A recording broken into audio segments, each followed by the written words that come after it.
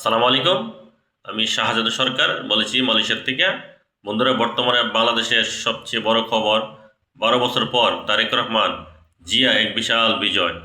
2026 নির্বাচনে তার দল নিরঙ্কুশ সংখ্যাগরিষ্ঠতা পেয়েছে। আপনারা জানেন, দীর্ঘ প্রবার জীবন কাটিয়ে তিনি দেশে ফিরছেন, আর এখন তিনি বাংলাদেশে পরবর্তী প্রধানমন্ত্রী হিসেবে শপথ নিতে যাচ্ছেন। সাধারণ মানুষের মনে এখন অনেক আশা। আমরা প্রবাসীরা চাই দেশে শান্তি ফিরে আসুক, রেমিটেন্সের সঠিক মূল্যায়ন হোক এবং বেকার সমস্যা সমাধান হোক। তারেক রহমান কথা দিয়েছিলেন তিনি দুর্নীতির বিরুদ্ধে জিরো টলারেন্স নীতিতে চলবেন এবং নতুন এক বাংলাদেশ গড়বেন। দেশবাসীর প্রতি আমার প্রশ্ন, আপনারা কি মনে করেন তারেক রহমানের নেতৃত্বে বাংলাদেশ আবার ঘুরে দাঁড়াবে?